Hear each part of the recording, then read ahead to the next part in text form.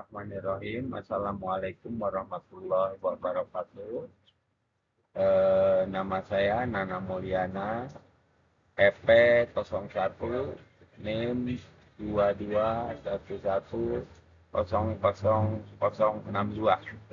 Dosen pengampu yaitu Insinyur Pedro da Silva, STMT. Pengawas norma lingkungan kerja.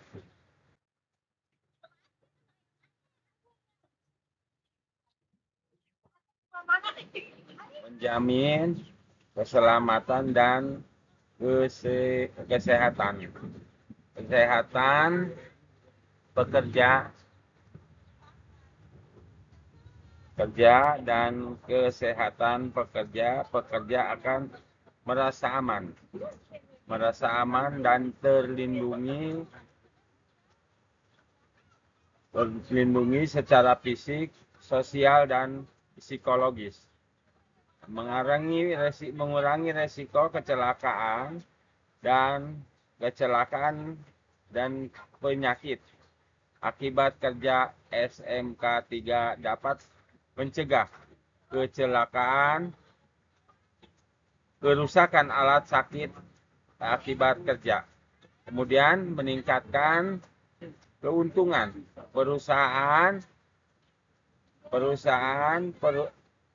penerapan SMK 3 yang baik dapat meningkatkan keuntungan secara sosial dan ekonomi bagi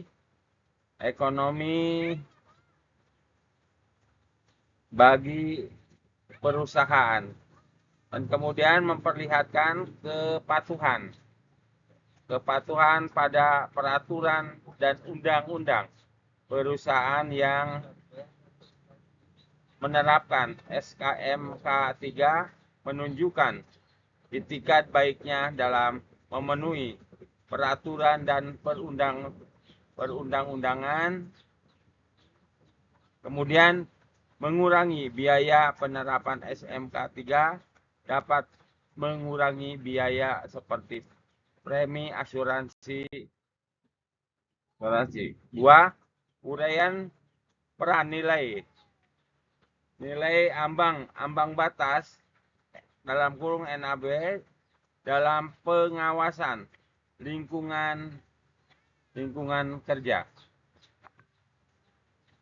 Bagaimana NAB ini digunakan dalam praktis untuk melindungi kesehatan pekerja terutama terkait faktor fisika dan kimia tempat kerja. Nilai ambang batas NAB standar faktor bahaya di tempat kerja sebagai kadar intensitas rata-rata terimbang kesehatan dalam kesehari-hari untuk waktu tidak melebihi 8 jam sehari atau 40 jam seminggu. Berikut NAB faktor fisika. Dan kimia sesuai regulasi terbaru Permenaker nomor 5 tahun 2018. Berikut ini NAB faktor fisika dan kimia sesuai regulasi terbaru Permenaker nomor 5 tahun 2018. Kemudian NAB iklim kerja, indeks suhu basah bola dalam kurung ISBB yang diperkenan NAB kebisingan, NAB getaran, NAB radiasi frekuensi dan gelombang mikro, kemudian NAB pemaparan radiasi sinar ultra ungu yang diperkenankan, kemudian NAB medan magnet statistik, dan NAB standar pencahayaan. 3. Diskusi 5. Faktor bahaya lingkungan kerja yang dapat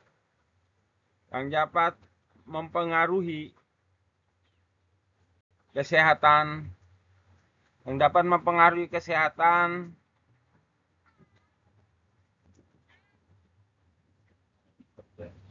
masing-masing faktor serta dapat yang memungkinkan terjadi jika faktor tersebut fisika diawasi dengan baik, yaitu fisika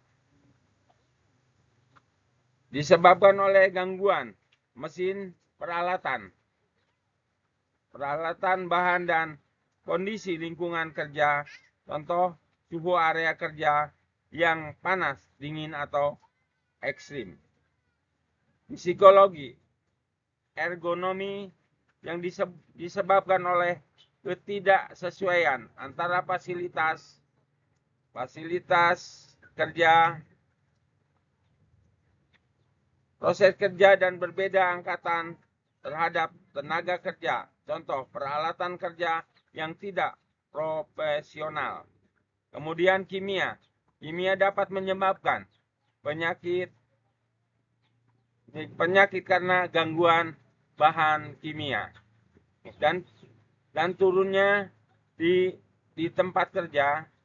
Kemudian contoh kebocoran gas dan tumpuknya bensin atau pelumas. Kemudian psikologi yang disebabkan oleh hubungan interpersonal di tempat kerja. Kemudian terhadap pekerjaan, contoh beban kerja melalui batas dan perselisihan dan konflik peran. 4. Bagaimana Undang-Undang Nomor 1 Tahun 1970 dan peraturan lainnya terkait pengawasan lingkungan kerja berperan dalam penetapan standar.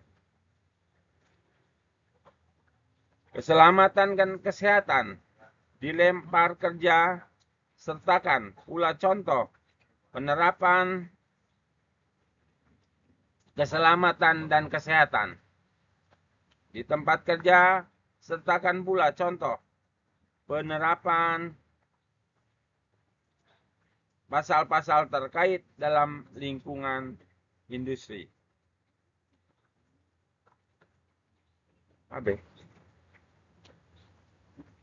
Selain Undang-Undang Nomor 1 Tahun 1970, ada beberapa peraturan perundang-undangan terkait K3, yaitu